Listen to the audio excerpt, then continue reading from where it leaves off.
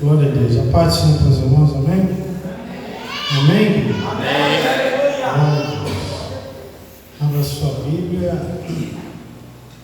o livro do Evangelho de Marcos, capítulo de número 15. Evangelho de Marcos, capítulo de número 15. Versículo de número 21. Marcos 15, 21. Eu estou com uma certa dificuldade hoje para ler. Minha vista está um pouquinho meio embaralhada. Eu estou ficando velho. Esse negócio de virar vovô está me afetando. E eu peguei a Bíblia sabendo que eu lia ela assim. Vamos lá, agora eu estou lendo aqui, estou tendo que afastar. Essa história de virar vovô está mexendo comigo. Só o versículo, só. Versículo de número 21, diz assim, Marcos 15, 21, diz assim: e obrigaram a Simeão, Sirineu, que passava vindo do campo, pai de Alexandre e de Rufo, a carregar-lhe a cruz. Amém? Pode se sentar, quem está em pé, quem está sentado, deixa sua Bíblia aqui. O plano de salvação para a humanidade, ela começou a partir da queda do homem. A partir do momento que o homem caiu no Éden, o plano de salvação de Deus ele foi traçado, foi escrito. Hoje nós falamos isso aqui pela manhã. E o plano de salvação de Deus era o modo pelo qual Deus trabalhou e ainda está trabalhando para trazer o homem de volta à sua presença. O homem, ele não nasceu e não foi criado para morrer. Você sabia disso? O homem ele foi criado para ser eterno. Porém, com a entrada do pecado na humanidade, veio as consequências. Nós estudamos hoje pela manhã a respeito do shintoísmo, que fala que o homem nasceu puro. Em tese está certo. Lá nos primórdios, lá no Éden, ele nasceu puro, sem pecado. Porém, eles insistem que o homem ele é sem pecado. O homem ele não tem esse lado. Porém, nós vemos que nós herdamos, e nós falamos na teologia, o pecado original, o pecado de Adão. Nós herdamos isso. Aquele erro que Adão e que Eva cometeu. Eu tinha até um irmão que falava assim, rapaz, ele trabalhava comigo ali na fornalha e a gente fazia 0 hora. E a gente, quando saía aqueles tubos de 6 polegadas, 6 metros por 6 polegadas, parede de 3,75, aquilo pesava um negócio absurdo. E às vezes caía no estaleiro, a gente ia atravessar, a gente tinha que pegar aquilo com as mãos para tirar do estaleiro e a gente tinha que pegar. E tinha um irmão que às vezes trabalhava comigo e ele falava assim, rapaz, quando eu chegar no céu, eu quero dar uma coça no Adão. Eu falei, mas por quê? Por causa do Adão que a gente está aqui fazendo 0 hora e sofrendo. Tanta coisa para você fazer, você vai querer logo bater no irmão Adão, deixa o Adão em paz. Mas por causa do erro do Adão, nós herdamos isso do nosso DNA. O pecado original, antes, o homem não tinha essa noção do que era certo e o que era errado. Tanto é que ele andava com Deus. A Bíblia fala que na viração do dia, olha só que coisa linda, Deus procurava Adão e os dois se assentavam para poder conversar. Olha só, eu imagino o diálogo de Deus com Adão. Adão, qual o nome dos bichos que você deu hoje? O que você fez? Sabe, aquela conversa pessoal. Porém, quando o pecado veio, afastou esse contato. Nós cantamos aqui, guarda o contato com o teu Salvador. Esse contato, essa conexão, ela foi perdida. entre aspas. Por quê? Porque o pecado ele faz a separação entre o homem e Deus por causa da santidade de Deus. Aleluia. Deus é tão santo, Deus é tão puro em santidade, que Ele não pode aparecer aqui na sua forma de poder, senão nós seríamos todos consumidos por causa da santidade de Deus. Deus é tão puro, Ele é tão santo, que a terra não está preparada para receber a presença dEle. A terra só vai receber a presença de Deus depois que ela for totalmente purificada. O interessante é que quando a terra sofrer, vamos dizer, essa metamorfose, essa mudança, você e eu estaremos presentes. Quem pode dar glória a Deus? Aleluia! Tudo isso. Aleluia! Porém, o plano de salvação precisava resgatar isso. Eu falei aqui para os irmãos de manhã, se você for ler lá no livro de Gênesis, depois quando o homem foi expulso da presença de Deus, Deus colocou 2 querubins na porta do jardim, e depois da porta dos querubins, Deus colocou uma espada inflamada. Vai lá no texto de Gênesis que você vai ver, uma espada aguda inflamada, que ficava em movimento. Mas por que isso? Para que o homem não voltasse, não tivesse forma nenhuma. Para que o homem não pudesse retornar com aquele pecado sem ter um resgate pelaquilo que ele foi feito, pela sua morte diante da presença de Deus. E aí, depois disso, entrou todas as mazelas que nós vemos no mundo agora.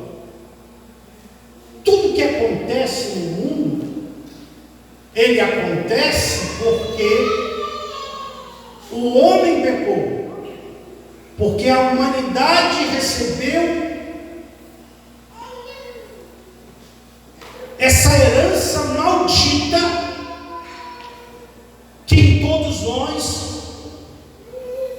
tinha o poder de operar, se não fosse pelo plano de salvação de Deus. A Bíblia fala que quando o homem pecou, Deus sacrificou um animal como sacrifício. Por quê? Tudo que pecasse, a alma que pecasse, essa alma tinha que morrer. E ainda ela fala aqui, sem derramamento de sangue não haveria o quê? Remissão do pecado. Por isso que mais lá na frente começou os rituais de sacrifício de animais. Quando se levava o animal na presença, já lá na frente, diante dos sacerdotes, o sacerdote tinha que impor as mãos sobre o animal, quando era para a remissão do pecado. E o que ele fazia? Ele colocava as mãos sobre o animal e num ato simbólico, ele estava falando o seguinte: olha, esse animal aqui representa a pessoa que pecou. A pessoa que pecou, ela tinha que morrer. Só que no lugar dessa pessoa que vai morrer, quem vai morrer vai ser esse animal. Aquele animal, ele estava simbolizando ali todos os pecados daquela pessoa que apresentava de forma individual, ou se apresentasse o animal de forma coletiva. Aquele animal carregava a culpa. Se você for ver lá no deserto, Deus instituiu que tinham 2 bodes que eram soltos no deserto. Um bode ficava e o outro tinha que sair. Daí se veio a expressão do bode expiatório. Aquele bode, ele carregava sobre si essas mazelas de uma forma pontual, para que ele fosse sacrificado no lugar de quem precisava morrer. Durante o período do Antigo Testamento, para se perdoar os pecados, tinha que se fazer isso. Tinha que apresentar o animal. O animal tinha que ser sacrificado. Imagine se Jesus não tivesse morrido por nós. O culto de domingo, chegava eu, o pastor Josafá, com a Gláucia, no meu carro tinha um bode, um carneiro, dependendo do meu pecado, tinha um boi. Imagina, pastor Leonardo, só amarrar um boi no para-choque do seu carro e vir arrastando do Califórnia até aqui. Para quê? Todo mundo ia saber, o pastor Leonardo pecou. Aquele animal carregava essa imagem, carregava isso. Mas Deus, ele veio para mudar a história, para mudar a situação. Não estava nada perdido para a humanidade, porque Deus já tinha escrito um plano de salvação. Deus já tinha feito algo espetacular para o homem. Ele já estava nos seus planos oferecer o Cordeiro Pascal, ou seja, o Cordeiro que ia morrer na Páscoa. Aleluia! E depois que aquele Cordeiro morresse, tudo ia mudar. Tudo ia ser diferente. Não ia haver necessidade de animais, não ia haver necessidade de sacrifícios com sangue, mas ia ter um sacrifício que ia valer para toda a humanidade. Aí eu pego o livro de Colossenses, capítulo de número 2, versículo de número 13 em diante, diz assim: e vós outros que estáveis mortos pelas vossas transgressões e pela incircuncisão da vossa carne, vos deu vida juntamente com ele, perdoando todos os nossos pecados ou delitos. Ele começa a falar: vocês que estavam sob debaixo do jugo do pecado, tem uma solução. Tem algo que aconteceu que mudou toda a história da humanidade. Tem algo que aconteceu que tirou vocês das garras do inferno. Ele fala, sem exceção, todas as vossas transgressões e pela incircuncisão. Quando ele fala isso, é que nós não tínhamos uma aliança com Deus. Santo Deus. E aí ele vai e fala, perdoando todos os vossos delitos. Mas aqui, eu não tinha nascido. Você tinha nascido? Tem alguém que estava lá naquela época? Ninguém. Mas como assim?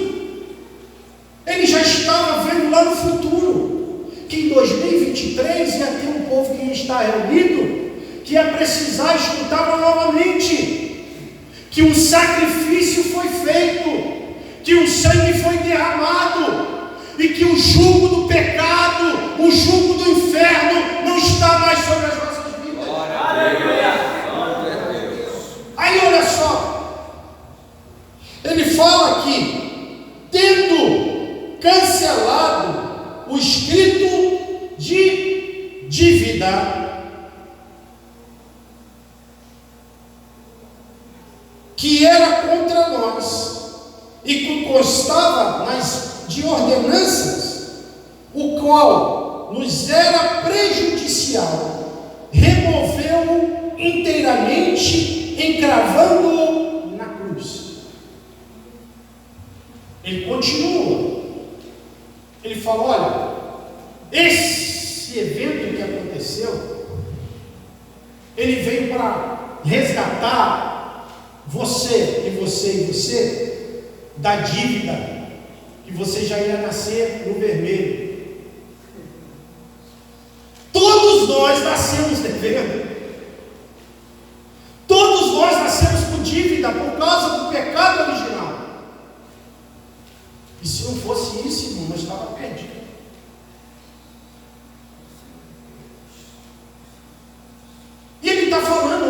tinham escrito. Tinha alguns textos que falam, tinha uma cédula. E essa cédula, ela falava que você estava devendo. Aí eu volto para esse texto que nós lemos de Marcos, que fala que no sacrifício de Cristo, na sua crucificação, todos estavam reunidos ali na cidade de Jerusalém pelo evento da Páscoa. Jesus foi o cordeiro que foi sacrificado na Páscoa. A Páscoa era simplesmente, e até hoje é, uma das maiores festas dos judeus. Jesus estava ali para aquele sacrifício. E segundo alguns teólogos, alguns estudiosos, todo judeu tinha que ir pelo menos uma vez na sua vida, igual os muçulmanos fazem, ele tinha que ir para Jerusalém na ocasião dessa festa da Páscoa. E aqui nós vemos um texto em que Jesus já tinha sofrido, já tinha sido preso, sido traído pelo seu discípulo, já havia sido interrogado, já havia sido chicoteado, e agora ele estava a caminho da crucificação. E Jesus estava carregando o peso da cruz pelo caminho até o seu martírio, até o seu suplício. Jesus estava a caminho da sua morte. E no caminho, parece que olharam e viram que Jesus precisava de um certo apoio, precisava de uma certa ajuda, até pela fragilidade do seu corpo naquele momento. E aí entra esse versículo que fala aqui, e obrigaram Simão, o sirineu. Simão, o sirineu, ele está designando a região que ele estava, que ele era originário. Lá no capítulo 13, versículo 1 do livro de Atos dos Apóstolos, chama ele de Simão Níger. Ou seja, ele tinha vindo da Nigéria, regiões da África, estava ali, fala que ele estava vindo do campo, estava ali certamente para ver o que estava acontecendo, estava ali, talvez para ver a quem seria crucificado. Mas ele estava indo em direção também ao tabernáculo para oferecer sacrifícios, para receber o perdão pelos seus pecados.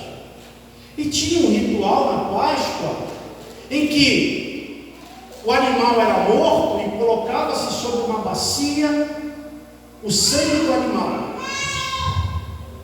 E o sumo sacerdote pegava com 2 dedos e tinha que molhar no sangue e salpicar em cima das pessoas. Ou ele pegava alguns molhos de ervas aromáticas e salpicava em cima daquelas pessoas que estavam no átrio dos homens. E ali, os judeus, os homens, eles iam com as suas vestes brancas e já faziam um ritual de lavagem, de limpeza, para poder chegar no átrio dos homens e receber uma salpicada de sangue, umas gotinhas de sangue sobre a roupa daquele homem. Dizia: olha, ele participou do ritual, esse homem está purificado, porque um animal morreu no lugar dele. Alguém morreu no lugar desse homem e foi um animal. Por quê? Porque tinha a marca de sangue na roupa daquele homem. Glória a Jesus! Aleluia! E acharam Simão sirineu, pastor Oriundo, e pegaram e obrigaram ele: ó, você vai ajudar esse homem a carregar a cruz. Agora você imagina só, aquele homem estava ali para ir poder, possivelmente até o tabernáculo, para receber uma gotinha de sangue. De repente colocam ele para ajudar Jesus a carregar a cruz. Jesus havia sido chicoteado, torturado, vamos dizer assim, chicoteado, estava ensanguentado. Aquele homem precisava de uma gotinha de sangue, mas quando ele pega, Jesus pega ele abraça Jesus, possivelmente para ajudar a carregar a cruz.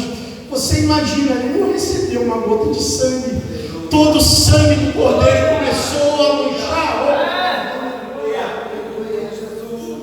Aquele homem não recebeu uma gota, aquele homem recebeu uma enxurrada do sangue do Cordeiro. Aí, voltando para esse texto aqui de Colossenses, que fala, olha, tinha um escrito, tinha uma cédula. E quem trabalha com comércio ou presta serviço sabe que existe um documento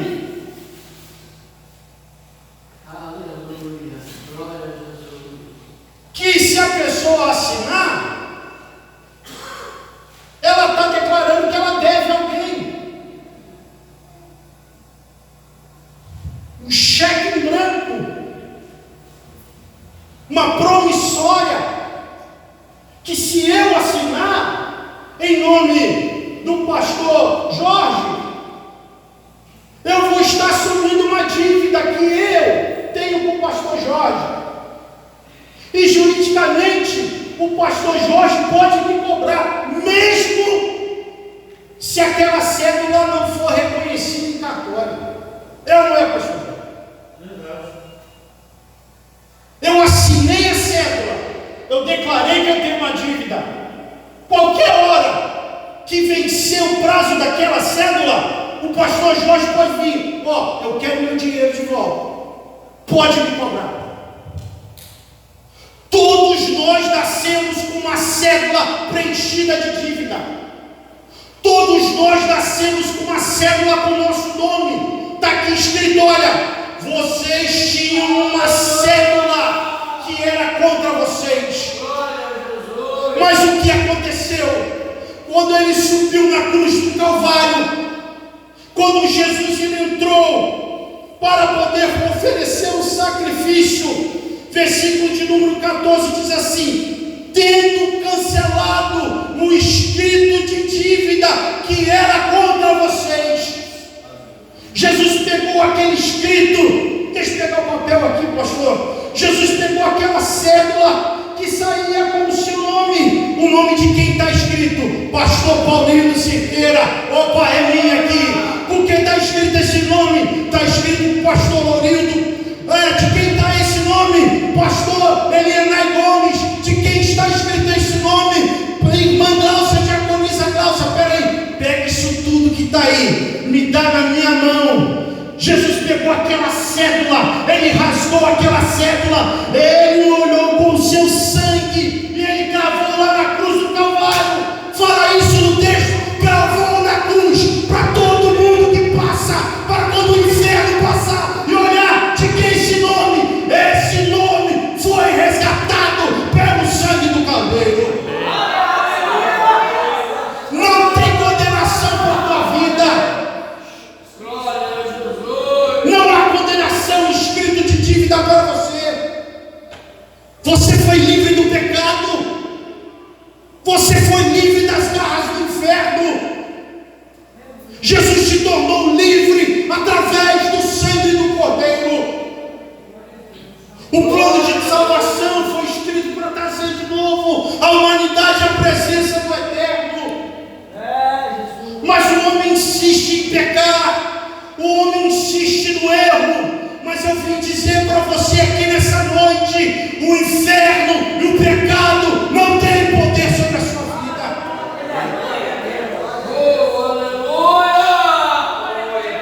Xarabandarabachou, Menebe, andarabachou.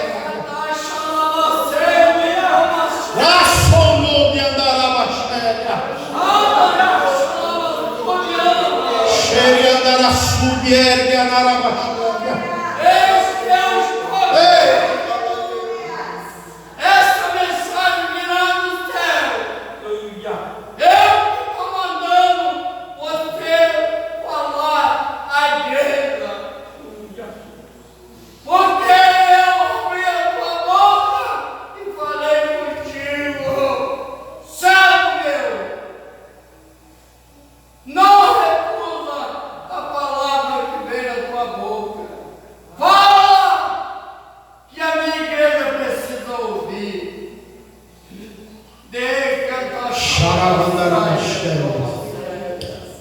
Irmão, tem muita gente aí que ainda vive debaixo do jugo do pecado, mesmo estando dentro da igreja. Passa ano, entra ano, a pessoa não muda suas atitudes. E muitas das vezes a desculpa dela é assim: eu nasci assim, eu vivi assim. Mas quando Deus ele resgatou-nos do pecado, Ele rasgou isso aí, irmão, nós temos autoridade do Espírito Santo para dizer: inferno, você não vai me pegar, pecado, você não vai me destruir. Você tem autoridade de Deus para declarar isso na vida da tua família, da tua casa, dos seus filhos, sobre a tua vida. Nós fomos livres e libertos pelo sangue do Cordeiro. Se você entrou aqui e você está sentindo que a depressão está tentando te pegar, diga para ela: olha, você não tem poder sobre a minha vida. Se o estresse do dia a dia está tirando tua paz, você fala assim: o Senhor é minha alegria. Você não tem poder sobre mim. Se a tristeza bater na porta do teu coração, manda ela para fora. Declara sobre a sua vida as bênçãos e as graças de Deus. Tem autoridade do Espírito Santo. Tem autoridade de Deus. Eu fui no gabinete de um certo pastor, e ele me mostrou um pastor de igreja. Ele estava tomando 9 tipos de remédio: antidepressivo, remédio para dormir, remédio para comer, remédio para levantar. Eu falei: meu Deus, se o pastor dessa igreja está assim, como é que está a vida espiritual dessas pessoas que o seguem? A depressão é o mal do século. O estresse do dia a dia tem destruído a alegria das pessoas. As famílias já não sentam juntos, como a irmã Juracila falou ontem, com propriedade, não sentam na mesa, porque a correria do dia a dia, o estresse, já se pegou, já está entranhado na vida das pessoas. Sabe, estou cansado de ouvir crentes falar: aquele ali não tem mais jeito, aquele ali não tem solução. Tem solução, porque a cédula foi rasgada. Oh, aleluia! Tem solução, ainda tem esperança, irmão. Confia no Senhor. Confia, Ele vai mudar a história, Ele vai mudar a situação. Está lá fora, ninguém dá nada por ele, não, mas vai voltar, vai estar nos braços do Pai, vai estar na casa de Deus, vai ser bênção, aleluia. Comece a declarar isso em nome de Jesus. Você não deve nada para o inferno, você não deve nada para o diabo. O pecado não tem poder sobre a sua vida, não tem poder sobre a sua família.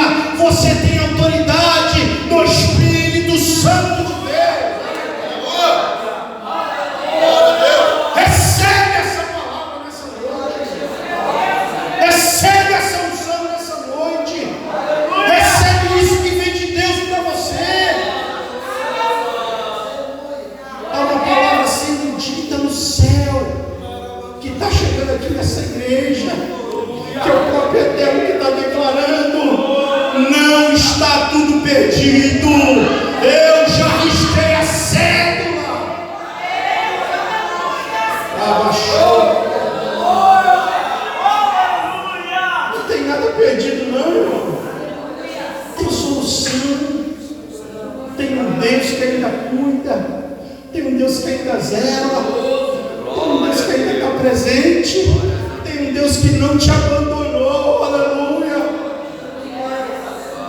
Muitos estão procurando só uma gota, mas Jesus está falando assim: ó, tem uma enxurrada para te dar. Vem aqui, me abraça. Vamos caminhar junto. Aleluia, lado a lado. Mas quando você caminhar com Ele, não vai ser aquela coisa maravilhosa, não, pastor. Não vai ser aquela coisa linda, não, pastor. Você vai ser salpicado de sangue do Cordeiro, mas você vai ter que carregar a cruz. Você vai ser manchado pelo sangue do Cordeiro, mas tem peso para carregar. Glórias a Cristo. Não creia nesse evangelho coach de facilidade. Não creia nisso.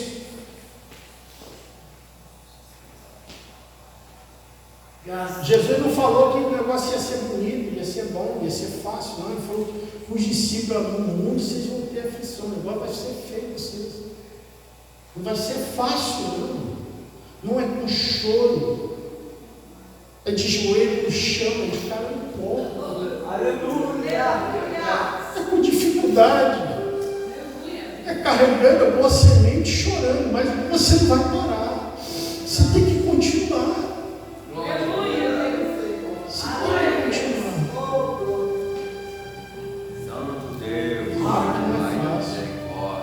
Pior que dá vontade de jogar tudo pro alto. Mas ele disse. E depois ele falou assim: quer vir após mim? Pega esse si mesmo, pega a tua cruz, ó, vem comigo.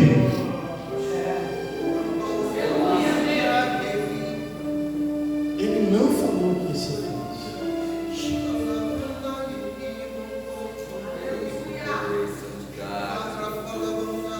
Eu já falei, acho que eu falei isso aqui na igreja, mas já falei para alguns irmãos sabem, quando eu casei, meu sonho era casar. Eu falei assim, eu vou casar, Deus, eu crio o meu chamado. E eu sempre falei assim, eu vou casar, Deus vai trabalhar na minha vida, casado, vou casar, vou dirigir uma igreja, vou ser pastor. Eu sempre crio um chamado de Deus na minha vida. E eu achei que as coisas iam acontecer assim, no piscar de olhos. Nós casamos em 2001, né, amor? 2001, no dia 13 de janeiro de 2001. Eu e a Glaucia nos casamos, 13 de janeiro de 2001. Nós nos casamos, eu tinha 23 anos, a Glaucia tinha 21. Casei porque eu quis e também por livre e espontânea pressão da Glaucia. Ela chegou para mim e falou assim, ó, tem casa, tem imóvel, tem tudo, o que você está esperando? Vamos casar! Eu era um xodózinho da minha mãe. E quando nós casamos, eu trabalhava numa loja de decoração ali no Aterrado, e eu era gerente daquela loja. E nós voltamos da lua de mel. Vou correr porque a história é extensa. E chegamos na lua de mel, nossa casa estava cheia de restos de obra.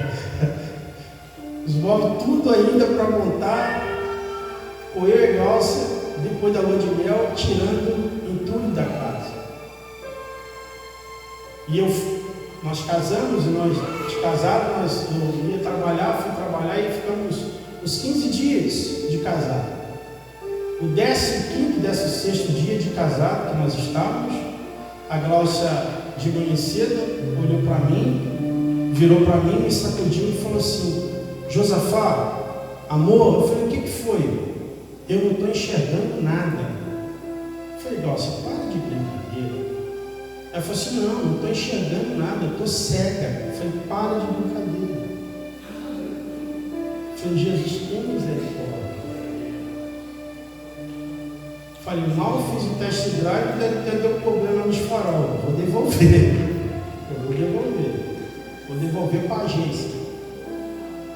Mas eu levei ela no médico. Quando eu cheguei lá no médico, o médico fez os primeiros exames e falou para ela assim, olha, para a gente assim, nós novos, se for o que eu estou pensando, não tem jeito, você vai ficar cega. E eu falei, Senhor, não pode acontecer isso. Eu com 23, ela com 21 anos de idade. Eu levei ela para casa e começamos a fazer um tratamento. E o tratamento que a Glaucia fez foi lá no IBOL, na época era em Copacabana, Instituto Brasileiro de Oftalmologia. E quando nós começamos a fazer o tratamento, eu fui mandado embora da empresa que eu trabalhava. Fui mandado embora da empresa que eu trabalhava. E eu me lembro que o médico que fez o tratamento da minha esposa, ele virou e falou assim, olha, Você vai ter que cuidar de tudo. E de maneira nenhuma você pode engravidar. Nós tínhamos 2 meses de casado. No 3º mês de casamento, a notícia, a Glaucia estava grávida. Eu desempregado, a Glaucia doente e grávida. O médico nos chamou lá, eu, minha sogra e o tio da minha esposa, nós fomos lá e falou, o que não podia ter acontecido, aconteceu. Ela está grávida. E quais as consequências? Ele falou, pode ter um aborto espontâneo, a criança pode nascer com algum tipo de deficiência física ou mental. A gente não sabe porque o tratamento dela exigia que ela tomasse medicações fortíssimas. Ela tomava um contraste que era da cor verde fluorescente para poder ver como é que estava a situação da vista dela, que ela ficava, desculpa a palavra, mas ela ficava urinando aquela cor verde pelo menos uns 4 dias. Tudo isso estava acarretando. Irmãos, vocês não sabem, eu entrei num quadro de depressão tão grande,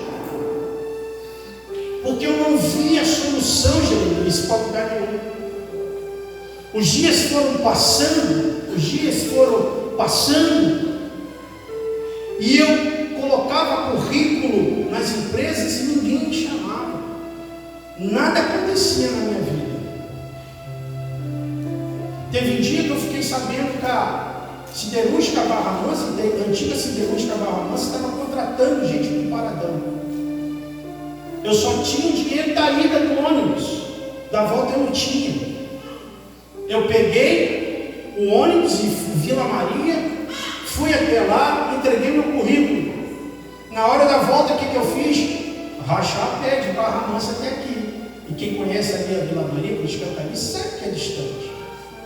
E eu passei, atravessei a ponte, que eu não conhecia direito, eu vim por dentro, atravessei a ponte e fui andando lá para ver se achava mais alguma coisa. Eu passei na frente da Santa Casa de Barra Mansa e vi um pessoal lá saindo, tomando um cafezinho.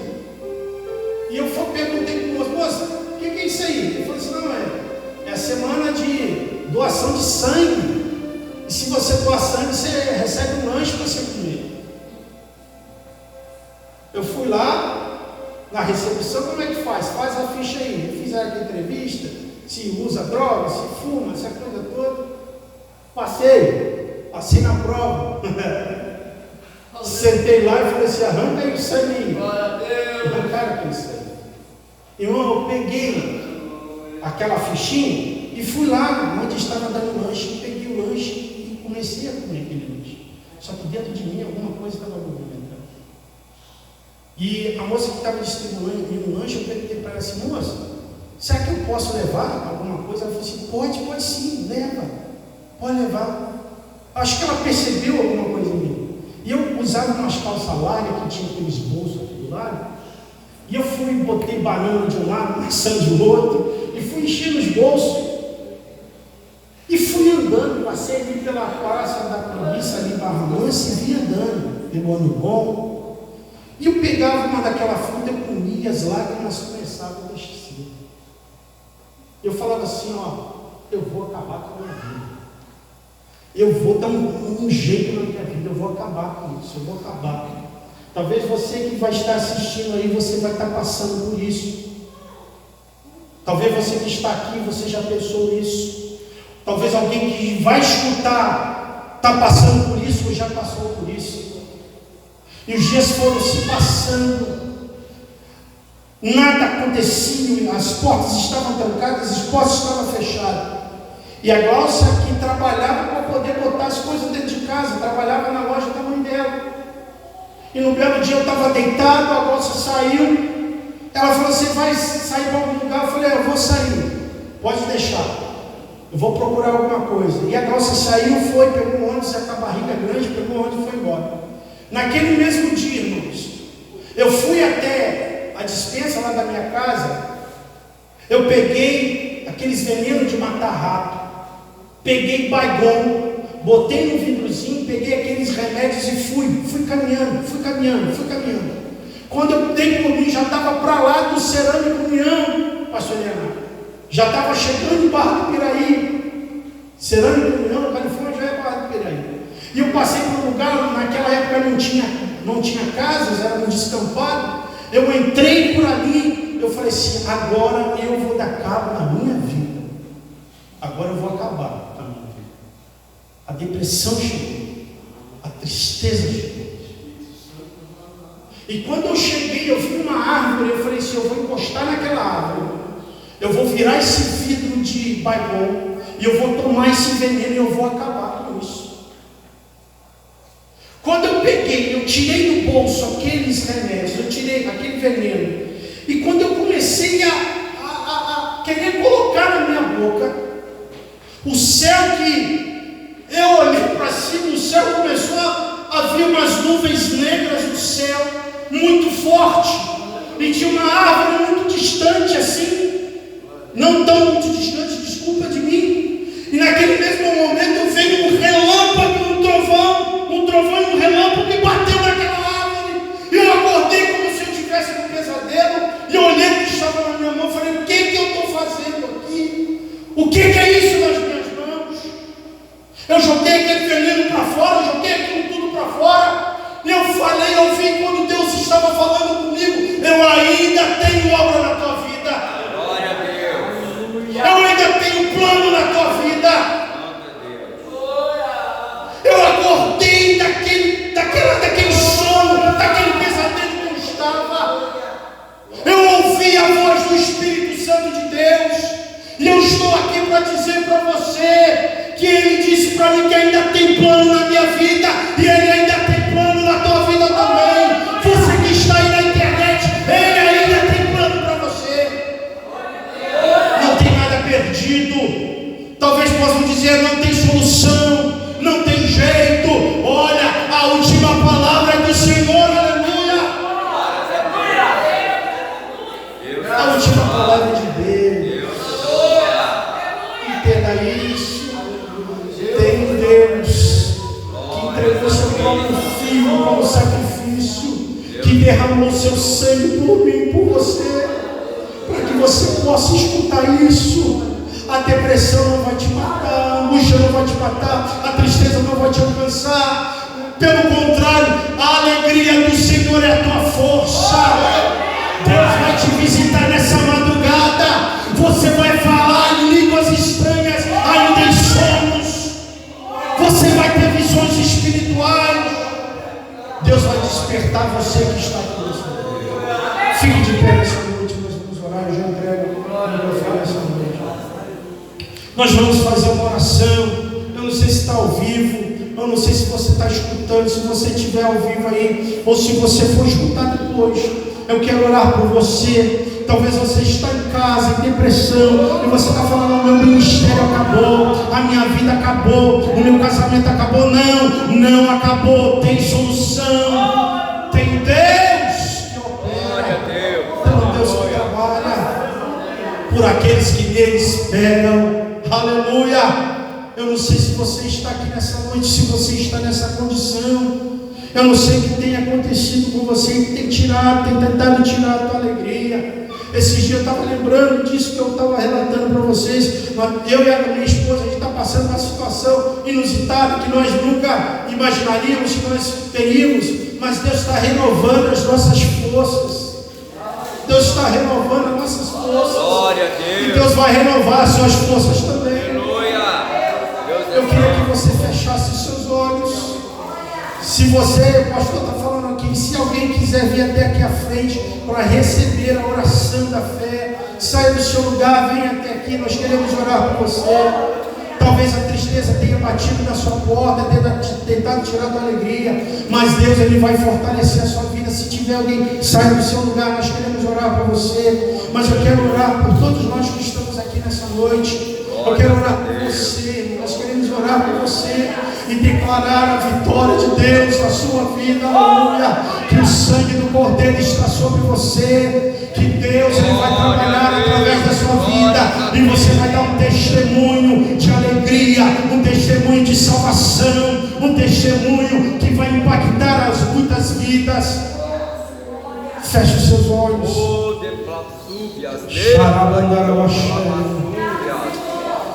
Oh Deus, nós queremos te agradecer. Espírito Santo de Deus, queremos agradecer porque Tu és o Deus de nossas vidas, porque Tu és o Deus que ainda trabalha pela Tua igreja. Tu és o Deus que nos comprou, que riscou a cédula de morte contra a minha vida e contra a vida dos meus irmãos. Ó Deus, Tu és o Deus que nos levanta do monturo, Tu és o Deus que nos edifica, Senhor. E eu peço para o Senhor um avivamento para a Tua igreja, a graça do Espírito Santo sobre cada um dos Seus filhos, o poder de Deus, o poder da palavra revelada, a unção dos céus sobre a vida dos Seus filhos, sobre a vida da Tua igreja. Ó Espírito Santo, Espírito eterno, Tu estás aqui, Tu sonda e conhece a cada coração. Ó Deus, se tem alguém que está nos vendo pela internet, que seja alcançado pela Tua palavra, que seja alcançado pelo Teu poder, que tenha as suas forças fortalecidas pelo poder de Deus. Nós anulamos a palavra do inferno, a palavra de morte, em nome de Jesus, na autoridade do Espírito Santo de Deus. Nós Te pedimos todas essas coisas em nome de Jesus.